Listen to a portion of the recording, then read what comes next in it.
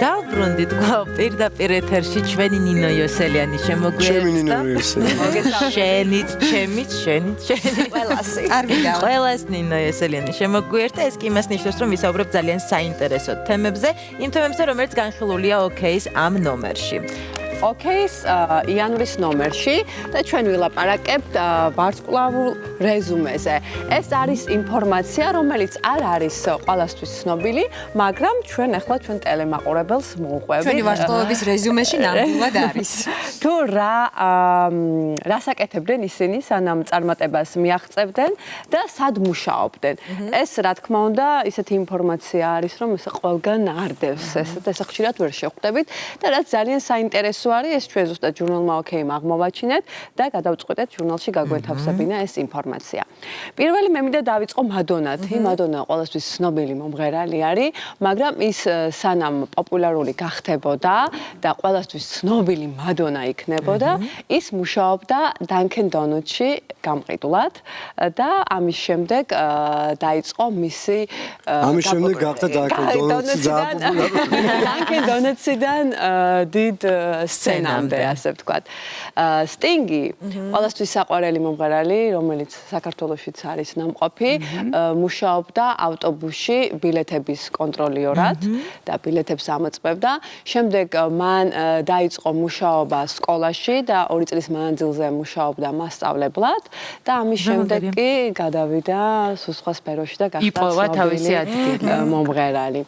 Brad Pitt-ს ჰქონდა ძალიან საინტერესო გამოცდილება, ხომ? როგორც ჟურნალის ფურცლებიდან შეგვიძლია წავეკითხოთ, მძღოლის მოვალეობებს ითავსებდა და მამამისის კომპანიაში მისულ კლიენტებს ტრანსპორტირებას თავაზობდა. როგორ გაუმართლოთ მამამისის კომპანიაში მისულ კლიენტებს?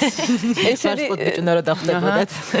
ამის გარდა ჯერიფერ ენისტონი, საკმაოდ ცნობილი მსახიობი, Brad Pitt-ის ყოფილი ცოლი, ხო? ხო, Brad Pitt-ის ყოფილი ცოლი, მუშაობდა როგორც ტელემარკეტერი, ან მარკეტინგ პროგრამები, როდესაც არის ამერიკაში და ყიდიან სხვადასხვა პროდუქტებს, იმის გამყიდველი იყო და შემდეგ იგი მუშაობდა პოსტალიონად და გაზეთებს არიგებდა სხვადასხვა მისამართებზე. იმათაც უმართლებდა თხოვნას. ხო, ბიენსის ისტორიაც არის საინტერესო, იმიტომ რომ რადგან მას ყავდა დედა სილამაზის სალონის მფლობელი და ის იყო სტილისტი, მისი სამუშაო პირველი სამუშაო გამოცდილება სწორედ სილამაზის სალონს უკავშირდება და მისი მოვალეობა იყო ძალიან ისეთი მარტივი, ესეთი დიდ სირთულეს არ წარმოადგენდა კლიენტებისთვის, თმა უნდა გაეშრო. დიდ სირთულეს ისი საქმიანობა წარმოადგენდა ბობი გოლდბერგის. კი. და ყველაზე საინტერესო ალბათ აღმოჩენდა ჩვენთვის ეს იყო, რომ თქვი ბარემ. საინტერესო მომსახურებას უწევდა ადამიანებს, ოპერატორი იყო, ოღონდ როგორი სახის სექსი ტელეფონი. კი, გამიადვილე დავალება და შენ თქვი ძალიან კარგი. და რა შეეხება კიდე კაი ვერ ხედავდნენ. თორე არ შედგებოდა ეს მისი წარმატება.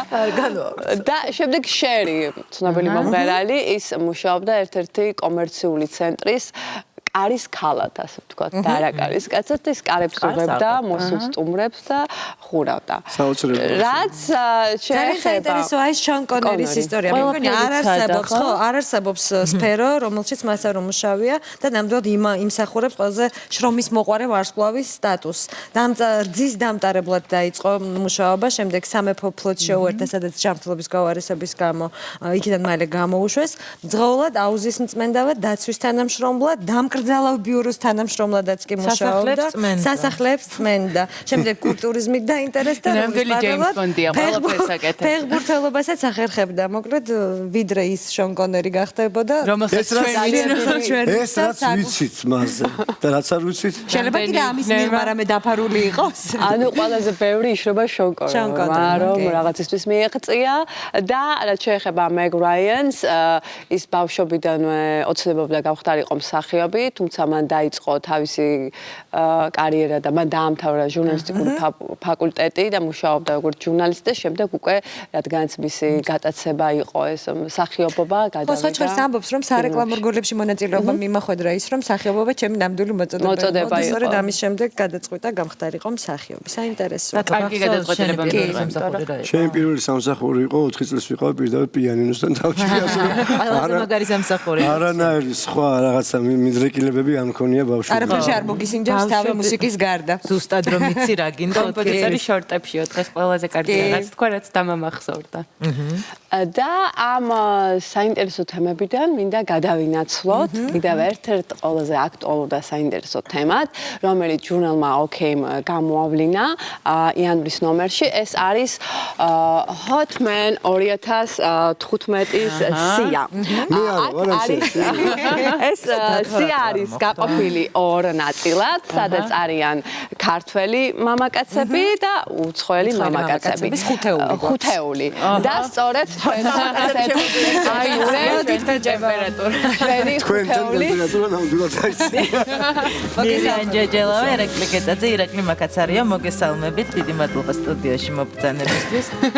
რატო იღიმ? ჩემი და მაკოს შეხვედრა ცოტა სტუდიაში რომ მოხვდით, იმიტომ რომ საკმაოდ დიდი ხნის განმავლობაში ერთად მიყვავდა გეტაძე. მაყურებელი იყავი ჩვენი, ასე რომ ვიამაყებ დღეიდან, რომ ერთ-ერთ ყველაზე hot speech-თან ერთად მე მიყავდა დილის გადაცემა და დილას ესე ვიწყებდით ხოლმე. ეს სია როგორ შედგა? მოდი ჯერ ეს გამოკითხვების საშუალებით შედგა, Facebook-ზე ქონდა გამოკითხვა, ინტერნეტის საშუალებები და შემდეგ ესე ინტერნეტ სივრცის გარდა პირადადაც ესე ქუჩაში ჩავატარეთ გამოკითხვები და აქედან გამომდინარე ეს სია შედგა ამის მიხედვით. და ჩვენ ძალიან გახარებულები ვართ, რომ მართლა ცივი ლამაზი თქვენ თუ ხართ გახარებულები, როდესაც ეს ამბავი გაიგეთ. სასიამოვნო იქნება. არა, მანდობრივია სასიამოვნო იქნება. ძალიან სასიამოვნო მოულოდნელი იყო. ნამდვილად არ მეგონა, ვერასდროს ვერ წარმოვიდგენდი.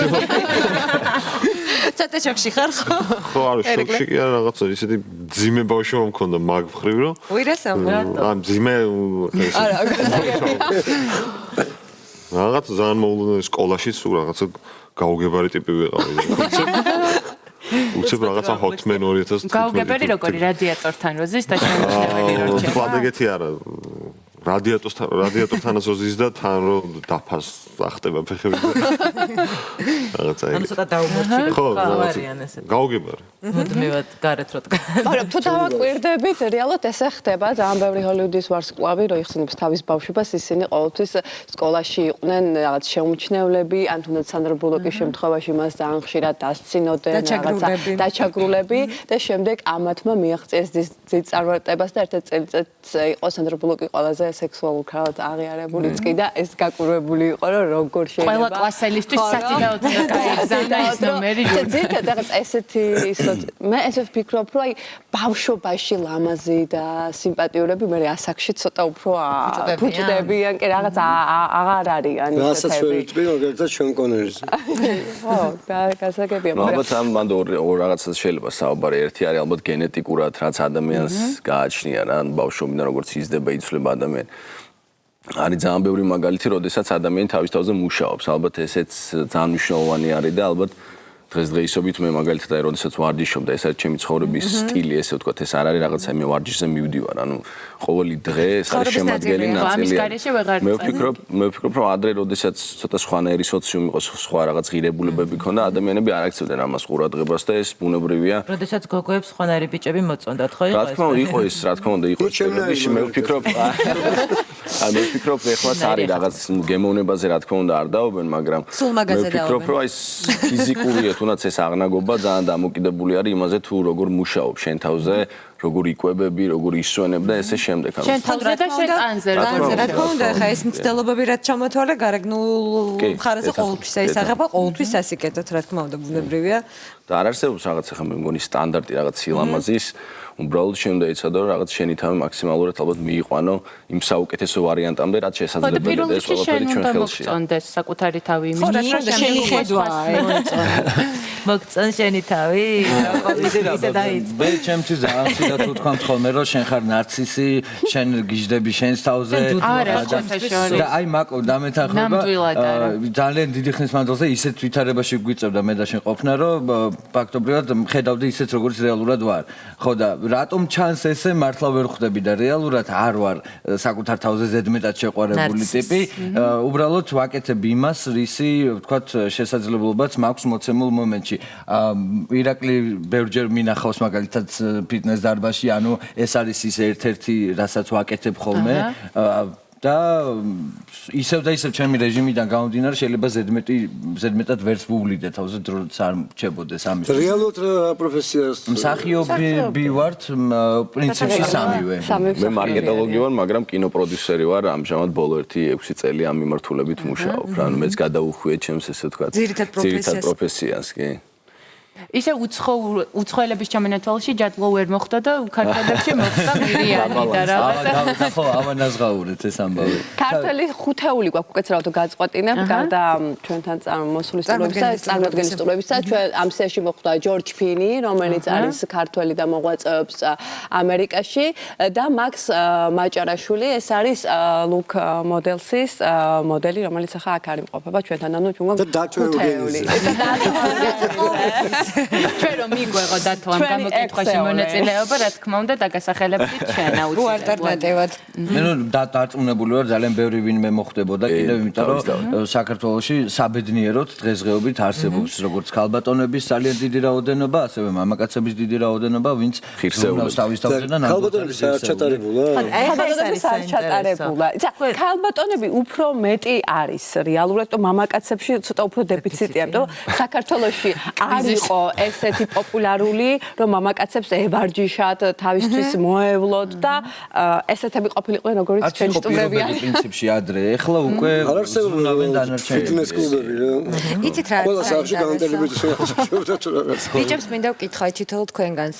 თქვენი აზრით, რას ნიშნავს ის რომ ყველა ადამიანი გძნობს იმას, რომ სიმპათიურია, მამ საწინააღმდეგო სქესის ყურადღების ცენტრში ექცევა, მე ასეთ გამოკითხვებში ხუთეულში ხდება. კარიერის თვალსაზრისით და ზოგადად ცხოვრებისეული წარმატების მიღწევის თვალსაზრისით გარეგნობას რამდენად დიდი მნიშვნელობა? ძალიან დიდი. გადამწყვეტი? უდიდეს და ერთ-ერთი ყველაზე მით უმეტეს თუ მსახიობები არის. იმიტომ რომ პირველ შტაბ-ჯილება მაინც იქნება შენი გარეგნობით და შემდეგ ამ ყველაფერს თუ მოხვება შინაგანი ინტელექტიც და შენი ცოდნაც უკვე მთლად გადასარევად. თან ცოტა შომპენის თუ ხარ?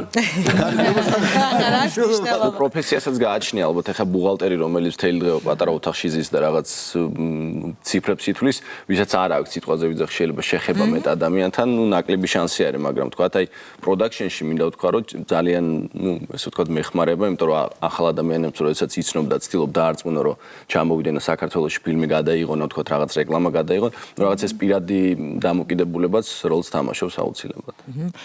ეს ჩვენ აღნიშნეთ, რომ ბუნებრივია გოგონებს შორის ჩატარდა გამოკითხვა და დაასახელეს ყველაზე სექსუალური, მათთვის ყველაზე სექსუალური მამაკაცები, მაგრამ საინტერესოა პირიქით რომ ჩავატაროთ ახლა მინი გამოკითხვა გოგონები, რომლებიც თქვენ ყველაზე მეტად მოგწონთ. არ არის აუცილებელი ბუნებრივია სახელი დავასახელოთ, უბრალოდ როგორია ის გოგო, რა ტიპის არის ის გოგო, კრიტერიუმები. მოგიწევს ძალიან მალე ხო არჩევანის გაკეთება თუ უკვე მოგიწია უკვე გააკეთე არჩევანი აჰა ჩემთვის ძალიან მნიშვნელოვანი არის როგორც უკვე ვისაუბრე რომ სპორტით იყოს ესე ვთქვათ დაინტერესებული იმიტომ რომ ეს არ არის რაღაც გარკვეული მიზნის მიღწევისთვის არ ჭირდება უბრალოდ ჯანმრთელობა არის პირველ რიგში და ნუ კარგ ფორმაში ყოფნა ძალიან მნიშვნელოვანი არის. ჩემთვის მე ძალიან დიდ მნიშვნელობას ამას რა თქმა უნდა ვანიჭებ და უკვე ხა ფერი და ესე შემდეგ ეს ყველაფერი მეორე ხარისხოვანია. აზრიც არის თქმას, იმიტომ რომ პირიქით ჩემთვის ძალიან მნიშვნელოვანია რომ გოგო იყოს ნიჭიერი.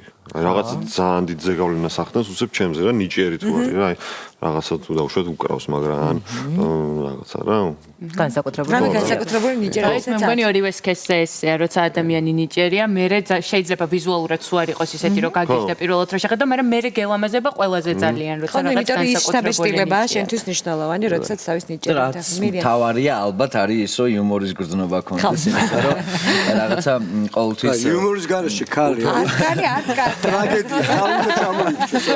რაღაცა უფრო თავისუფალია ამ დროს ურთიერთობა და შეგიძლია იუმორით ძალიან ბევრი ისეთ თემას ასე ვთქვათ მიუდგე რომ უფრო მარტივდება ურთიერთობა. რატომ უნდა გავირთულოთ ისედაც ხო? ისედაც რთულია ეს რთულია ეს ცხოვრება და თუ შენს გითხარი რა. მე რას ვიტყვი გილოცავთ? აა გამოკითხვაზე მინდა პასუხი შენი აი ხო და სწორედ მაგას ვიძახე.